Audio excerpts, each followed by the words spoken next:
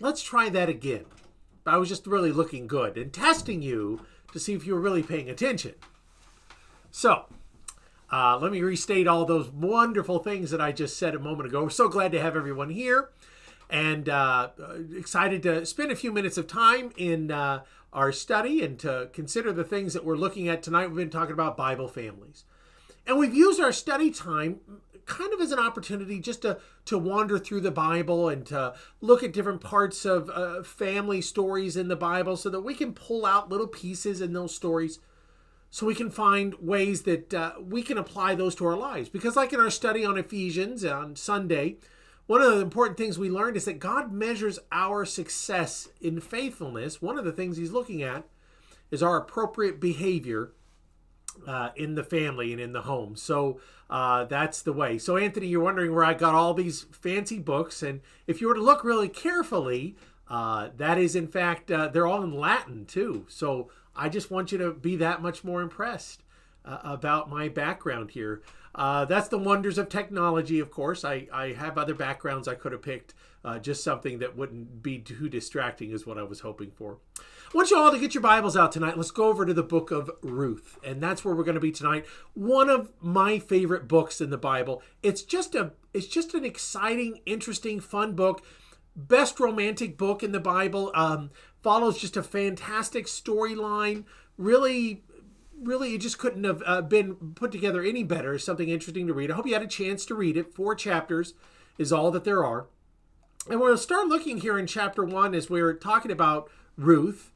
And the story of Ruth begins with Ruth. Well, it's not with Ruth. It's with a man and a woman, a man named Elimelech and his wife Naomi. And some of the things that we're going to be looking at here, and before we go too far into our study, I want to consider again some of the things that we're talking about tonight. As we consider Ruth and we consider her family, I want us to say this. What are we going to talk about? First of all, I want to spend just a couple of moments talking about the relationship of in-laws. And that's kind of an unusual thing. We don't talk about too much, but it is something we're very much aware of, that your relationship with in-laws is part of the family relationship. And I want to suggest to you that we're going to see tonight a really good way the Word of God wants us to consider that relationship. Going to talk a little bit about good reasons to select the person we're going to marry. We've already talked about that quite a bit, but I want to, again, look at Boaz and Ruth as good examples for us to consider here. I want to talk just a little bit about how the things that come from our past get brought into a family and a home, and particularly in marriage, and that's something. And then finally, I want to spend just a couple of moments talking about how God blesses homes where people put his priorities first. And that's an important idea for us to consider. So as we begin our study tonight, we're looking in chapter 1 here, and we read about how a certain man of Bethlehem, again, I told you a moment ago, his name was Elimelech, that this man and his wife Naomi, they leave the city of Bethlehem because a famine comes on. And they move to the land of Moab, it tells us, and they bring their 2 sons. Verse 3 says that Elimelech, the husband, dies, and then her 2 sons, in verse 4, marry and live there about 10 years. And then in verse 5, those sons pass away as well. And that leaves this woman, Naomi, a widow with 2 daughter-in-laws who are also widows in the land of Moab. As we consider the story here, we can kind of get a sense of why it is there's a great weight upon her and upon her situation, that is to say, upon Naomi, that she's now a widow in a foreign country, a widow in another country.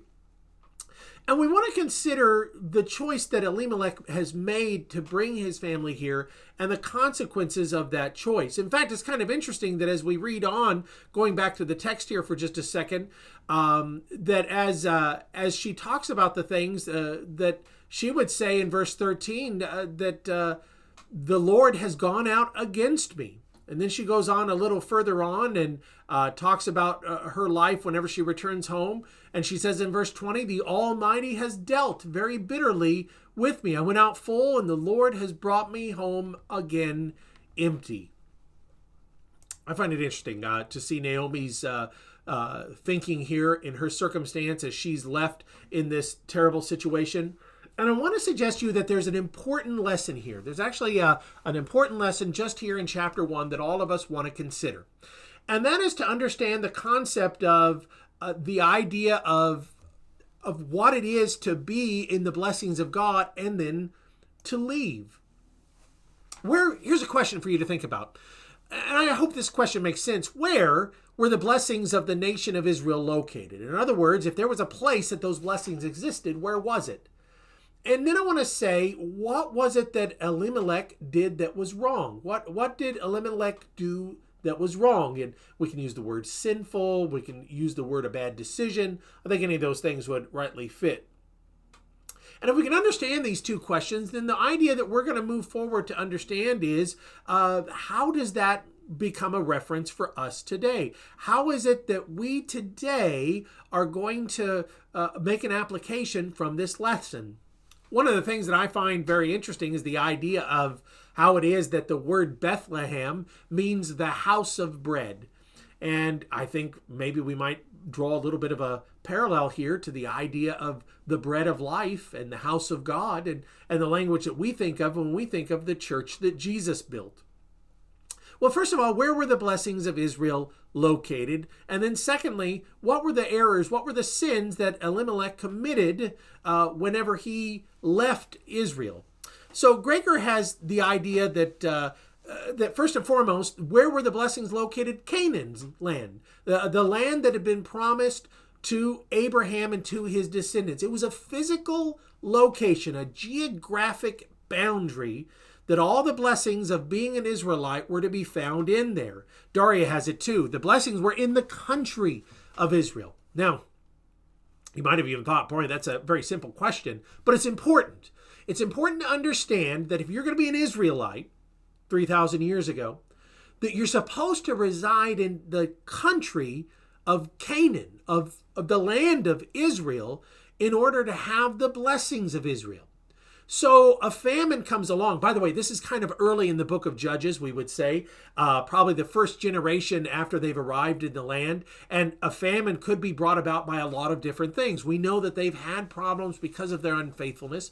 But a famine has come and they decide, you know what, looking over the river or looking over to the east there, Moab looks really nice. Let's go over there. Why was that such a bad decision? Why was it that when he made that choice to move forward, to go on and say, let's go over to a land where it'll be a little easier, that when he made that choice, he made a really bad choice? Why? What was it that he did? Well, I might suggest you one thing to think about is the idea that by leaving God's land, he effectively left the blessings of God. He effectively left the things of God and the promises that God had made.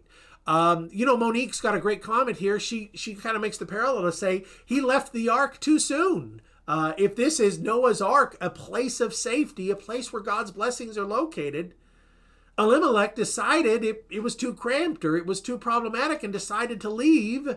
And because of that, he lost his inheritance. He lost his inheritance. Now, I'm not going to make too strong of an analogy in this, other than to say that he did lose his inheritance. They're going to have to redeem it to get it back, in other words, but that's been taken away or passed on from him. It doesn't say that he died because he left, but he did die while he was away. Maybe that is linked or not, but the point is, he chose to leave God's blessing. He left God's place and went out to another place that looked easier, and in the end, it destroyed him. Well, what's the parallel that I want you to draw here? What is the parallel we draw leaving Israel? Well, of course, Israel today is the church universal, but even the idea of if Israel is the church universal, we might think of Bethlehem as the local church or that place where he left and he walked away. And the point is sometimes, it's not always easy to be a part of a local church, right? It's not always easy, especially if it's a local church that's small and it struggles and it's kind of frustrating, and you look out and you say, hey, that church across town, Well, they got problems. I mean, they're not really doing everything right, but boy, it'd be a lot easier there. Tell me that hasn't tempted you sometimes. I know it tempts me to think, you know what, I'd sure like to be at a church that's easier and that has less problems, that might not, that might have more people my age or things like that. It's a temptation. And there's Elimelech, and he's looking over into Moab, and he's saying, boy, it'd be a lot easier if I went there. And he made the choice to leave the place where his blessings were. And it didn't get better. In fact, in the end, it destroyed a lot. Teresa makes the point to say, if Elimelech, let me add to this, to say, if Elimelech loses his inheritance in Bethlehem, what we face, Teresa says, we can lose our eternal inheritance, depending on what we choose instead. That's right. Can I just be so bold as to say, Teresa, that whenever we wander away from the true house of bread, Ephesians chapter 2 says that we are in the church, the household of faith, and Jesus is the bread of life. We wander away from that, we might eternally lose our inheritance if we go to the place where it's easier. Here's Lamar's parallel. He says, moving to worship with a group that does not completely follow God's word. So Lamar, and what I see in that is the idea that a lot of times we make a choice where maybe they're not doing everything the way that they should be doing it. And we know that that's how the word of God is, but we still think it would just be a lot easier to be here. Lots of times we make decisions not based on what's right, but what's easy. I do it. Maybe you do it too. Right now I'm laying out concrete in my backyard, putting down some concrete steps, and I'm finding out it's not easy. And when I started off, I told Wendy, well, I'm just going to dump the concrete out and let it go, and that would be the easy way. And she said, it'd be easy, but it wouldn't be the right way. You know what happens if we do things the easy way? A lot of times you pay a price later on. And Elimelech is a great example of that idea. Now, I want to grab one more idea as we finish up here in chapter 1. So we go back and we start reading here about how it is that Naomi then goes, and I'm going to jump back here for just a second to look at this. Naomi decides to return home. And as she starts going home and she leaves, verse 8, she tells her daughter-in-laws, you need to go back to your mother's home, and she prays God will deal with them. But both of her daughter-in-laws, verse 10, say, we're going to go with you back to your people. I find that commendable, and she tells him in verse 12, go again. She tells him it's going to be too hard. And one of them in verse 14 turns around and leaves. And then we see Ruth in verse 15. And then Ruth makes that remarkable declaration that we're so familiar with here in just a moment. But it always makes me think about Naomi, that she would have these two daughter-in-laws who are Moabites. That's going to be a big deal here in a second. They don't share her heritage, so to speak, her things. They don't share her God, even though the Moabites should have been people that knew God because their ancestor Lot was kin to Abraham.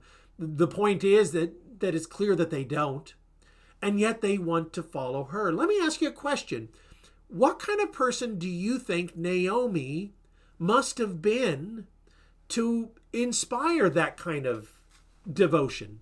To inspire them to make this journey when it would have been so much easier just to stay home with their family after their husbands died. What kind of person must Naomi have been? And Teresa's got it down. She says, here's somebody who was loving, kind, and godly.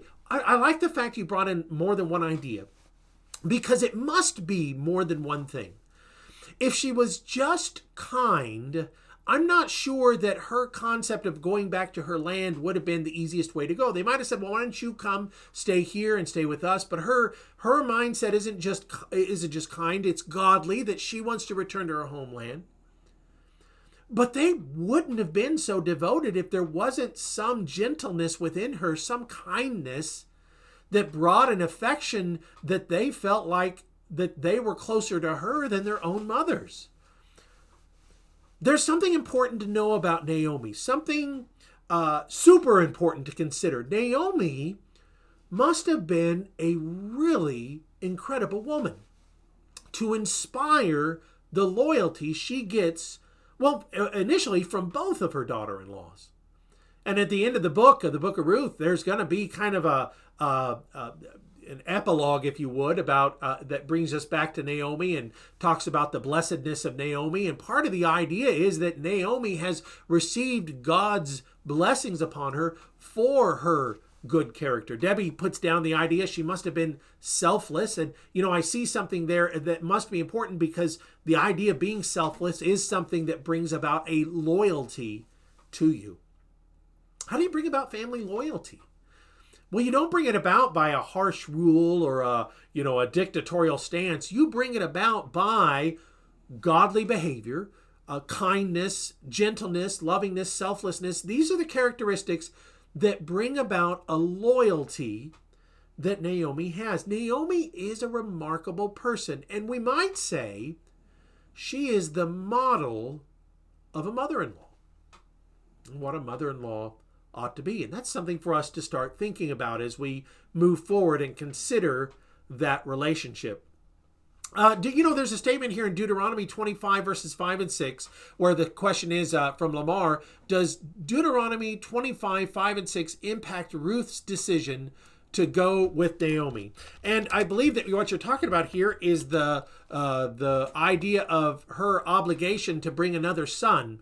And that's it. So if brothers dwell together, one of them dies, has no son, the widow of the dead man shall not be married to a stranger outside her family. Her husband's brother shall go to her, take her as his wife, and perform the duty of a husband. Now, what's interesting is that Naomi makes the statement to say she's not going to have any more sons. Let me jump up and grab that real quick. That's a really good point here. That she goes on to say here in verse 12, go back, daughters, I'm too old to have a husband. If I should say I have hope, if I should say I have a husband tonight and should also bear sons, would you wait? So the idea, if that is something that's going on here, Naomi puts an end to that thinking by making the statement that that's just not going to happen. Now, Lamar, if that is what they're thinking, it's interesting because that was a law for Israel. It's not impossible that that law was something known to a lot of nations. I would suggest that probably is true, that a lot of countries have similar ideas. And there's going to be something important here in just a few chapters when we talk about the idea of the Redeemer. So, Lamar, it's a really good point for us to think about here.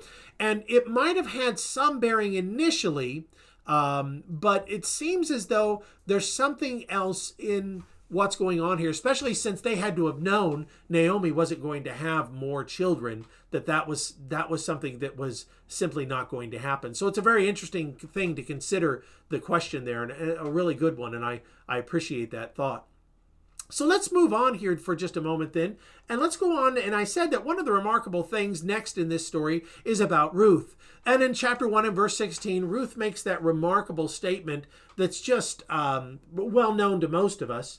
For wherever you go, I will go, and wherever you lodge, I will lodge. Your people shall be my people, and your God, my God. What's so interesting about that is, again, this is a pledge or an oath that Ruth is making to Naomi, that she wasn't going to leave her. And what I want to suggest to you is that this really is a remarkable statement that's being made, that what Ruth is committing herself to do is really something tremendous. First of all, I want you to understand that Ruth, as a Moabite, is really in an unusual circumstance here, right? So in Deuteronomy chapter 23 and verse 3, there's this statement that says that no Moabite, no Ammonite or Moabite, shall enter the assembly of God. It goes on to say up until the 10th generation. You know, it's interesting. That really is a profound, should I say, curse on these people, that this is a profound curse on the people that had not been kind and tried to deceive and lead astray the Israelites. So God brought this curse upon them. No Moabite would enter in up until the 10th generation. So the language there suggests the idea that if your ancestor were a Moabite and like 10 generations back, you still might be forbidden from, at the very least, entering into the worship of Israel, but even in being a part of Israel or having the inheritance or the blessings of Israel might be denied you. That's a really serious thing. So I want you to consider Ruth's decision to go back to Israel when there is a law that says she can't be a part of Israel. Again, to me, that really makes this story and the circumstance of her desire to go back to Israel with Naomi even more remarkable. Ruth is a Moabite.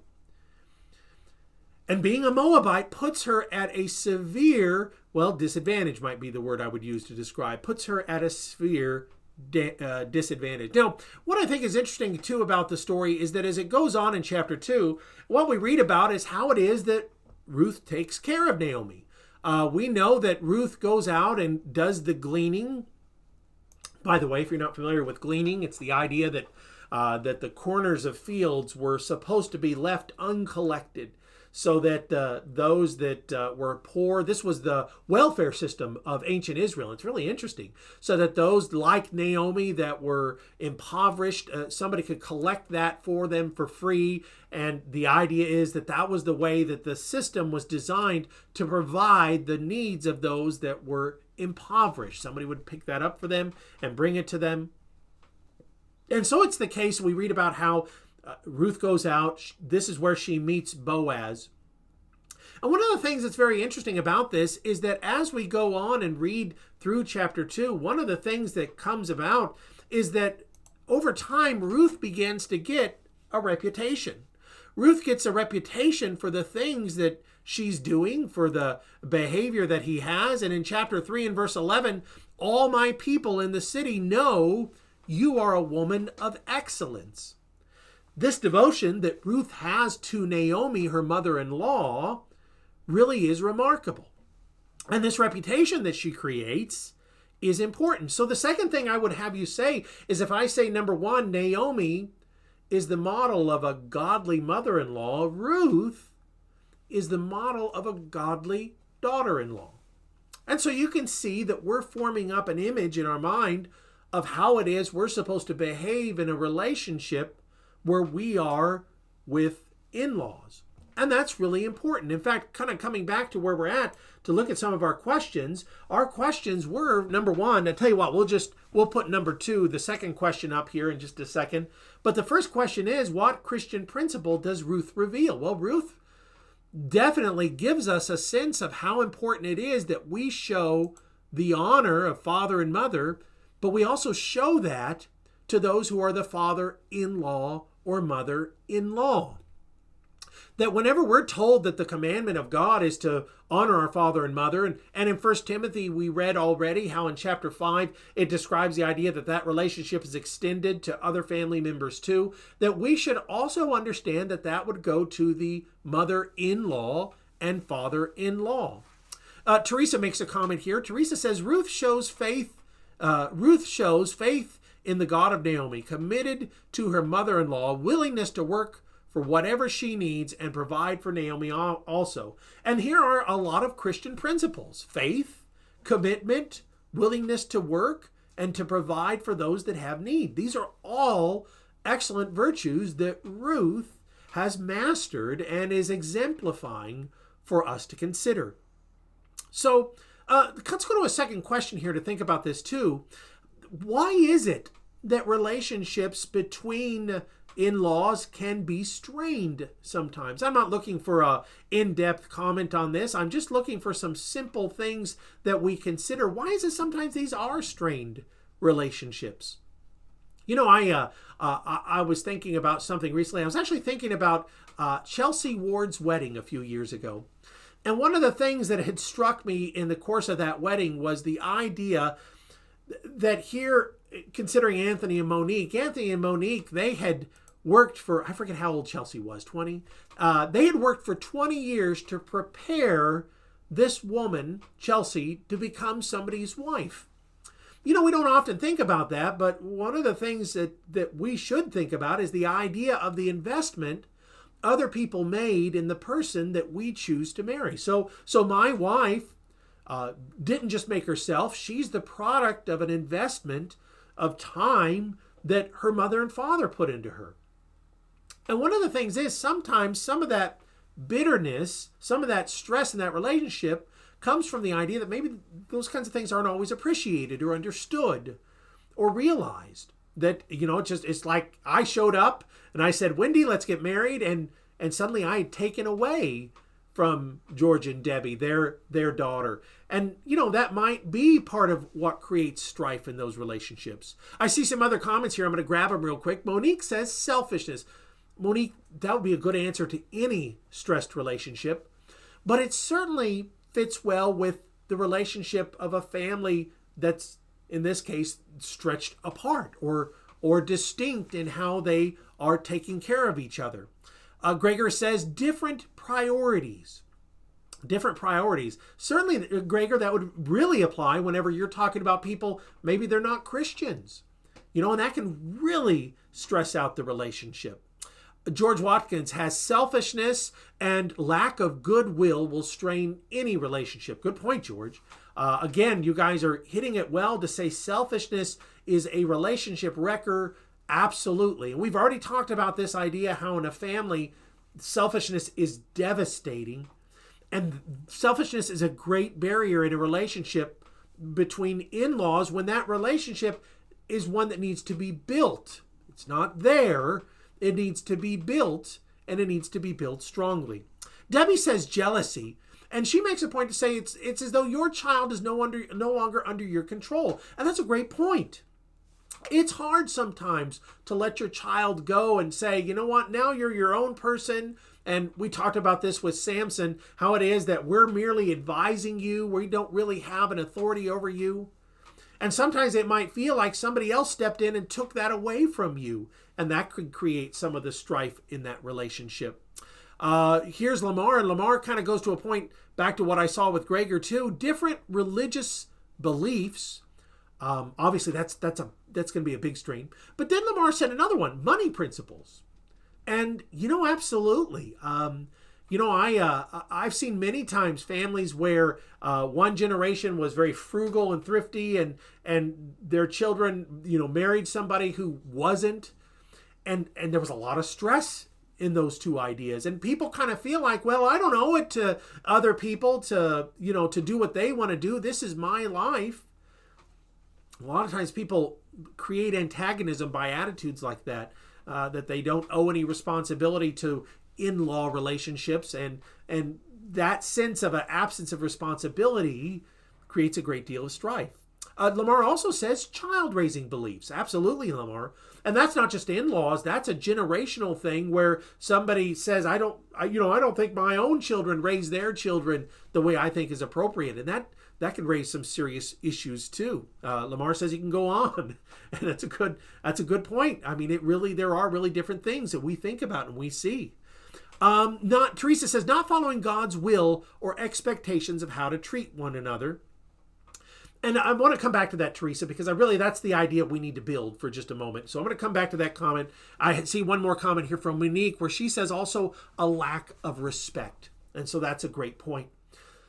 But I want to step back and I want to say that this kind of comes to our third question, what Teresa says. When Teresa said one of the problems is not following God's will and expectation of how to treat one another.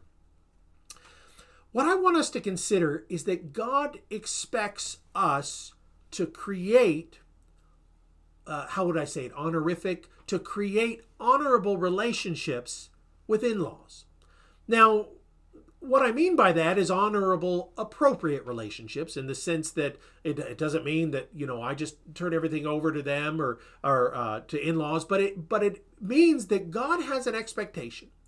And it's implicit in the story of Ruth that includes an expectation that whenever we join ourselves to marriage and marriage to somebody, we're necessarily taking on a relationship with their family that we're supposed to honor them as well.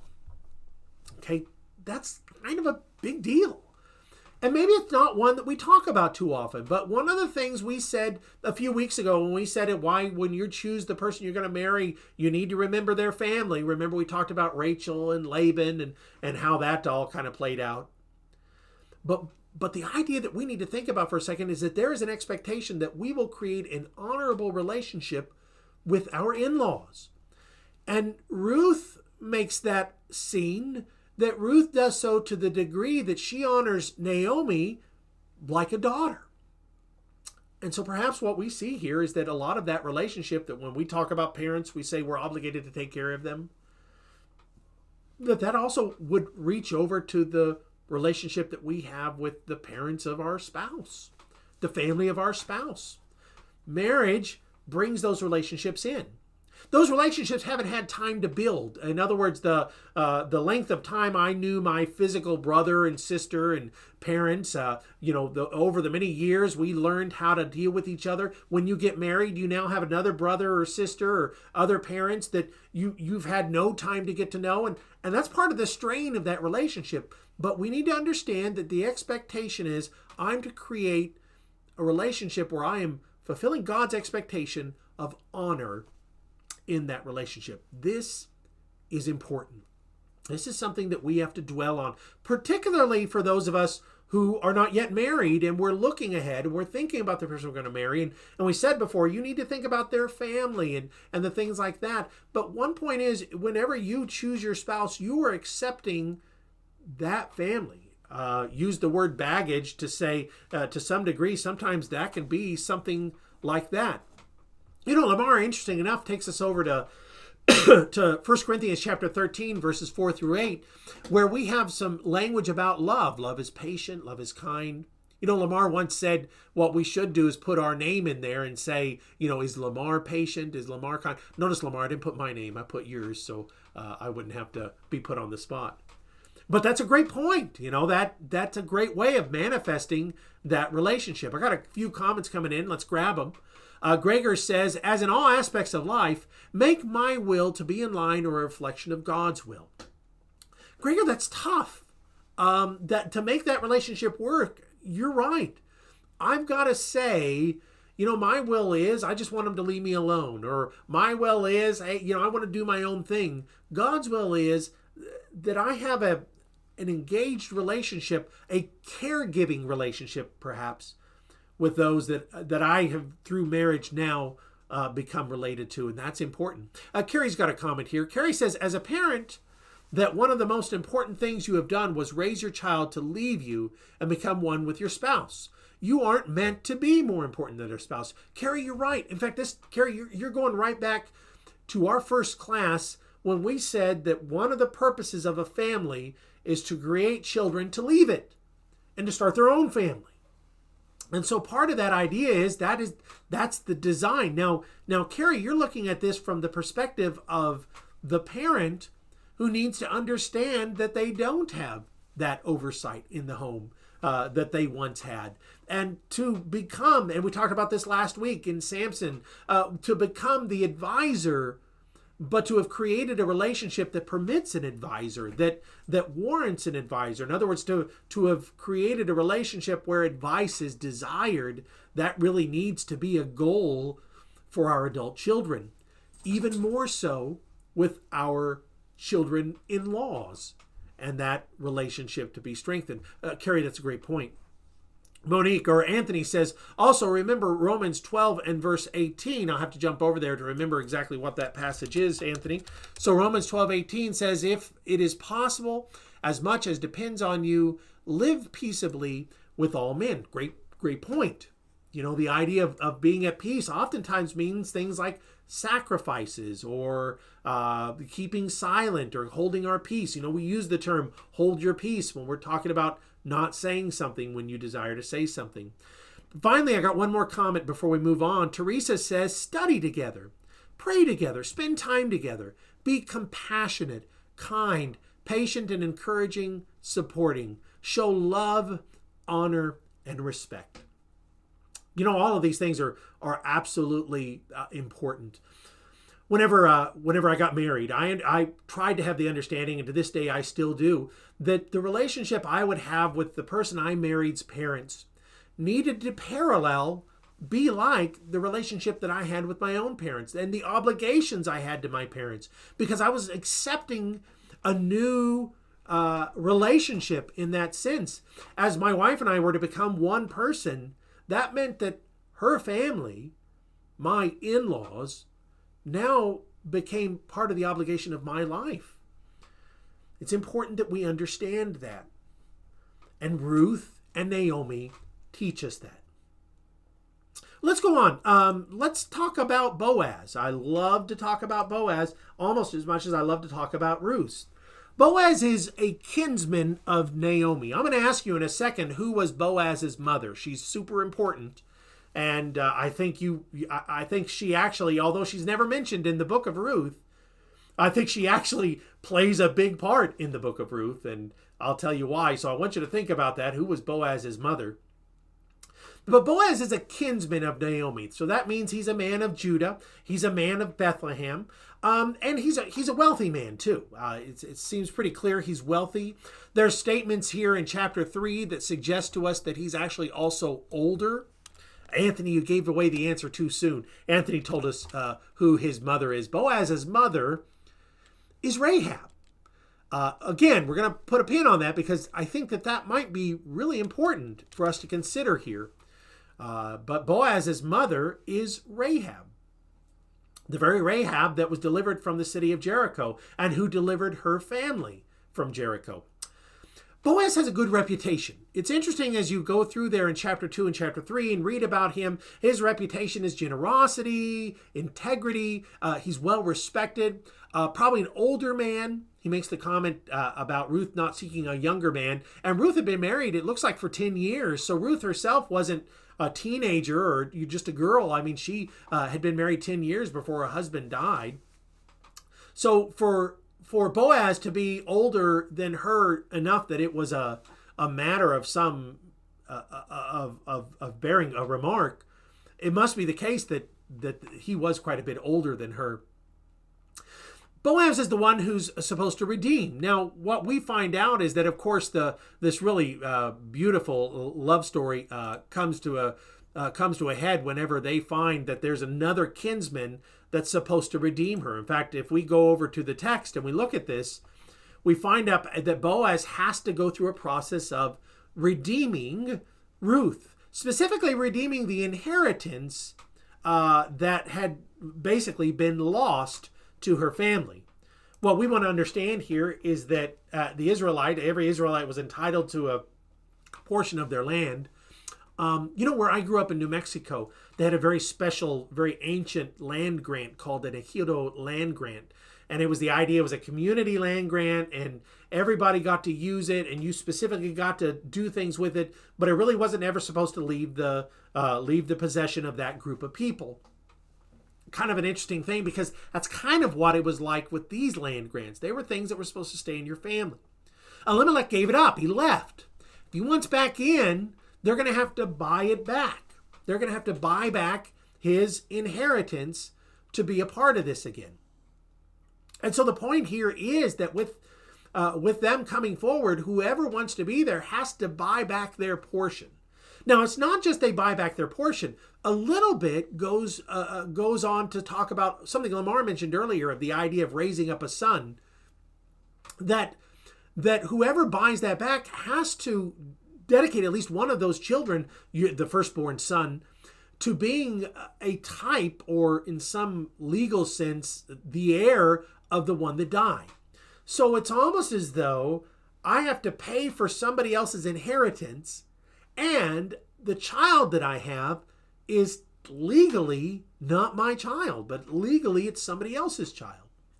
You might get the sense of why that's not exactly something a lot of people wanted to do. But by the way, I want you to appreciate that idea, because this is why we use the word redemption in the New Testament.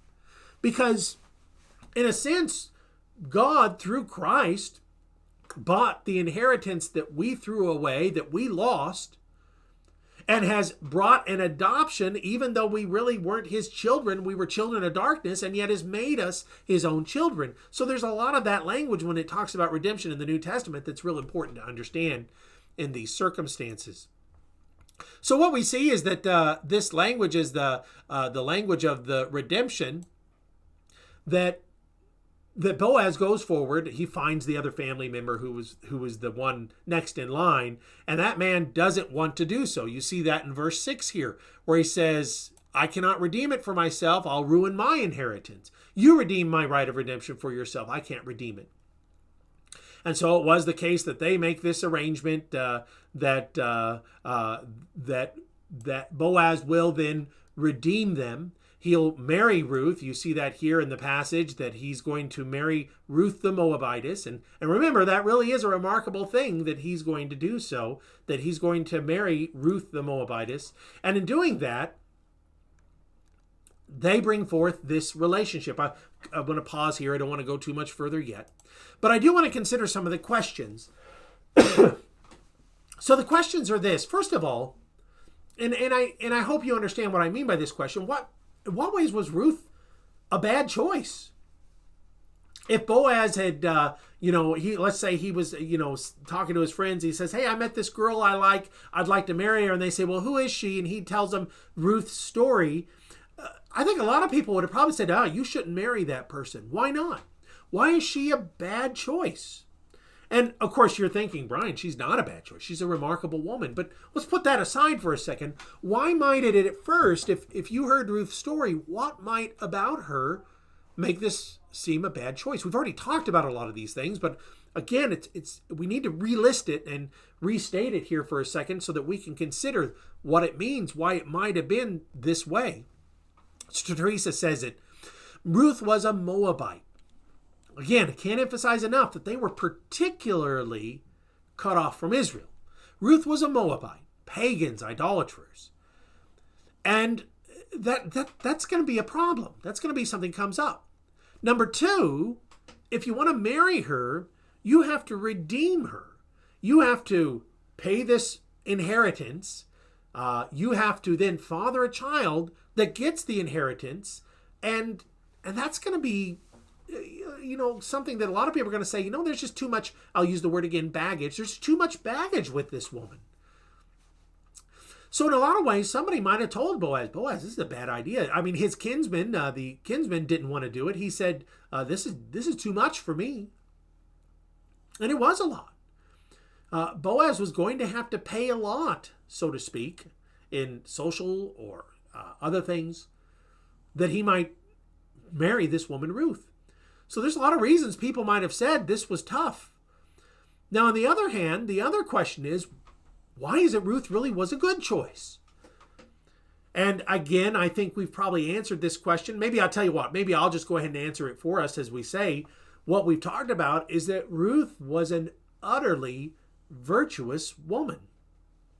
But Lamar brings up another one. Lamar didn't even think about this. Another reason she was a bad choice is that Boaz wasn't the closest relative. He wasn't the first one in line. He's not even the first one to get there. That somebody else has been there before him. Of course, she's been married before too, so there's maybe a sense of that as well. But certainly he's not even supposed to be the first one to marry her. Lamar didn't even think about putting that on the list, but that's good. That's really good.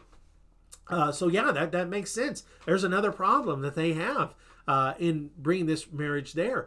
But what makes Ruth a good choice? Well, I'll tell you. I think for one of the things we have to consider here is that Ruth is an utterly godly woman, and this reputation and her reputation. Remember, it's primarily around how she deals with her mother-in-law. Her reputation in that relationship is so strong that it makes her an utterly desirable woman.